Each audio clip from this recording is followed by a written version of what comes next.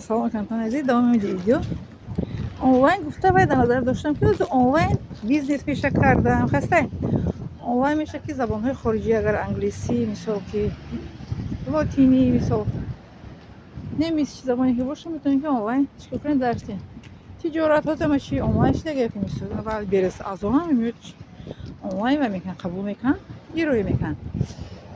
خب برای همین مثل که با شما وقتون باور داشته باشین. وقتی انسان باور داشته باشه که همه کار دست میبره، وقتی باور نداشته باشین که بعد تنبلی و بهونه میگه که ما کردنی بودم کار نشده میخواستم نشده انا چیز کردم سر کردم کار نشده ما آغاز این کار سر کردم با نشده ایسوسه. یعنی که میگه که به هر کاری که ایمان بسته گردد اگر خاری بود بسته گردد. برای همین هر چی که میشه که شما که باور داشته باشین که دختون میشه دختون باور داشته باشه. اول انسان مثل که از خدا ما مدد میگیم و به خودمون باور میکنیم و هم کار پیشه میکنیم. یکی در کار آدم باید استوار باشه، استواری که خیلی ددیله نباشه. هم کار کردنی باور داریم و پیش حرکت میکنیم. البته یگان کار مثال با آسانی اومدگی نیسته، برای که ببینید که کلمه آسانی پس از دشواری اومدگیه. معنی اون نداره که اول دشواری میکشیم ما پس آسانی میآید. بله در سوره چی اومدگی الان نشده است خبر میفرماید که پس از هر و درسته که پس از هر دشواری سبکی است. دشواری ما حتما میکشیم بعد سبکی به دست میآید.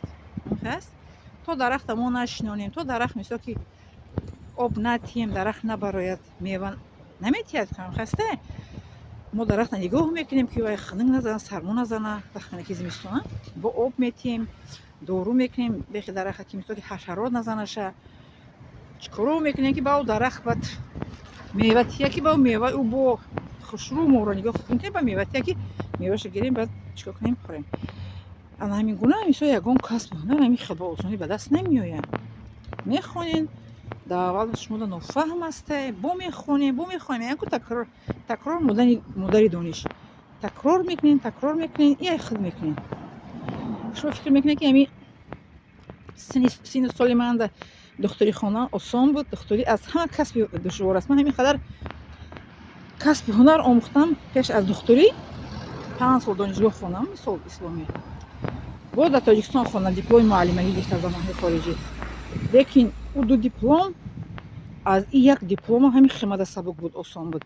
این دکتری که یک دیپلم 4 سال خوندم همین خیلی دشوار است که او قین است خوندنش. لیکن من که خودم که عهد بستم قصد کردم که میخونم خوندم گرفتم از خود کردم کسب رو الحمدلله. برای که انسان وقتی که خواهد که میکنم کاره میگم شما در سین سالی من یکمش 40 سالگی داخل شدن مدیکالش به کاری آسان نیست.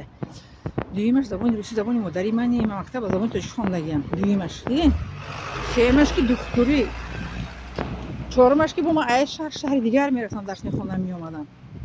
پنجمش با امتحانایی که آخران بود شهر دیگه بود سیم شهر رفت اسپورت اومدگیم.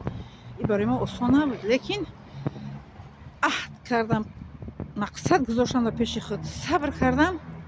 میگه تو کلید همه مشکل صبر هستم. هست عهد بستین قصد کردین نیت کردین به خودتون باور کردین که اون کار میشود. فهمیدین؟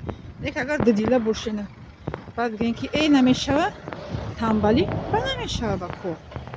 برای که موقعی بودم که دانشجو گفتم که شما در خارج میخوندن در 3 کورسی پرتفتن آمدن در 4 کورسی پرتفتن آمدن در 1 کورسی پرتفتن هم کورسون گرمانی رفت شو حرکت نامد دیگه. یعنی که استوار نبود باور نداشت داخلش. در اینجا ما 60 نفر داخل شدیم در مید کالج. از 60 نفر ما 40 نفر ختم کردیم دیپلم گرفتیم در میرسیه. بله برای این انسان داخلش باور داشته باشه و مقصد گذارده پیش خودش میشه. به هر کاری که همت بسته گردد اگر خاری بود گلدسته گردد. من همین گونه ندارم.